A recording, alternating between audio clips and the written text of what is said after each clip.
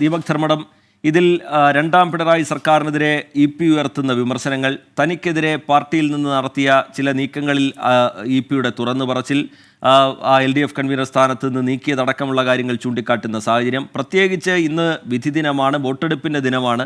ആ ദിവസത്തിലാണ് ഈ വിവരങ്ങൾ പുറത്തു വരുന്നത് എന്നുള്ളത് ശ്രദ്ധേയമാണ്. അതിൽ തന്നെ P. സരിൻ്റെ സ്ഥാനാർത്ഥിത്വവുമായി ബന്ധപ്പെട്ടുള്ള അദ്ദേഹത്തിൻ്റെ വിമർശനങ്ങൾ, ആ സ്ഥാനാർത്ഥിത്വം കാലം തെളിയിക്കട്ടെ എന്നുള്ള മറുപടി, ഇതൊക്കെ നൽകുന്ന സൂചന എന്താണ്? മുമ്പൊരു തെരഞ്ഞെടുപ്പ് ദിനത്തിൽ EP ജയരാജൻ നടത്തിയ തുറന്നു പറച്ചിൽ അത് പാർട്ടിക്കുണ്ടാക്കിയ പ്രതിസന്ധി ചെറുതല്ല.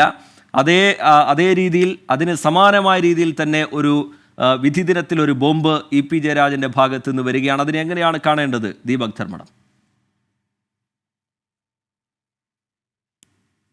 റീജിത്ത്, ഇത് വയനാട് ചേലക്കര ഉപതെരഞ്ഞെടുപ്പ് ദിവസമാണ് ഇത് പുറത്തു വരുന്നത് എന്നുള്ളത് തന്നെ ഇതിൻ്റെ രാഷ്ട്രീയ പ്രാധാന്യം വർദ്ധിപ്പിക്കുന്നതാണ്.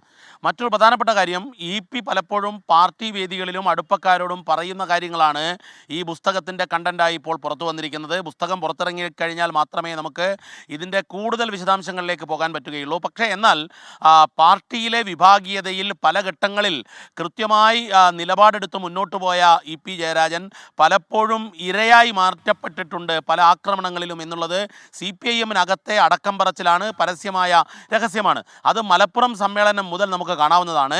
EP ജയരാജൻ കണ്ണൂർ ജില്ലാ സെക്രട്ടറി, അതായത് ഒരുപക്ഷെ പിണറായി വിജയനും കോടിയേരി ബാലകൃഷ്ണനും ശേഷം ഏറെക്കാലം CPIM കണ്ണൂർ ജില്ലാ സെക്രട്ടറിയായി അതിനുശേഷം സംസ്ഥാന സെക്രട്ടേറിയറ്റിലേക്ക് പോകുന്നു. ദേശാഭിമാനിയുടെ ജനറൽ മാനേജർ ആയിരുന്ന സമയത്താണ് പരസ്യം വാങ്ങിക്കുന്നത്. ആ പരസ്യം അദ്ദേഹത്തിൻ്റെ ഈ പുസ്തകത്തിൽ പറയുന്നത് തന്നെ എല്ലാ പരസ്യങ്ങളും വാങ്ങിക്കുന്നത് പോലെ വാങ്ങിച്ചു എന്നുള്ളതാണ്.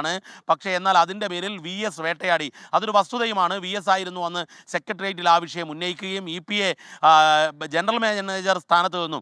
ഒരുപക്ഷെ ദേശാഭിമാനിയുടെ ഏറ്റവും സുവർണ്ണ കാലഘട്ടം EP ജയരാജൻ ജനറൽ മാനേജരും P. രാജീവ് റെസിഡന്റ് എഡിറ്ററുമായിരുന്ന കാലഘട്ടമായിരുന്നു. ആ കാലഘട്ടത്തിൽ EP-യെ അവിടെ നിന്നും മാറ്റപ്പെടുന്നു.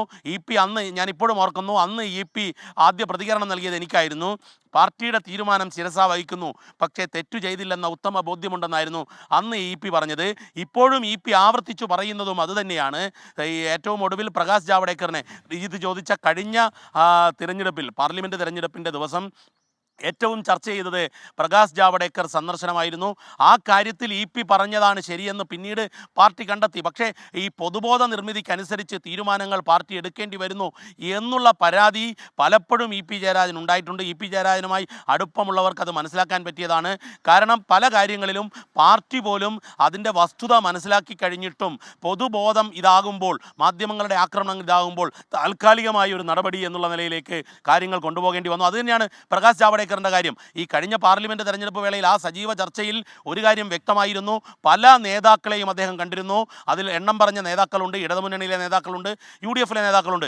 ഈ നേതാക്കളെയൊക്കെ കണ്ടത് വിവാദമാകാതെ തന്നെ കണ്ടത് മാത്രം വിവാദമാക്കി. ഈ സരിനുമായി ബന്ധപ്പെട്ട പരാമർശങ്ങളുടെ വിശദാംശങ്ങൾ എനിക്ക് ലഭ്യമായിട്ടില്ല. പക്ഷേ ഏതായാലും ഒരു കാര്യം ഉറപ്പാണ്, പാർട്ടിയിലെ പല നിലപാടുകളിലും അദ്ദേഹം ഖിന്നിതനാണ്, ദുഃഖിതനാണ്.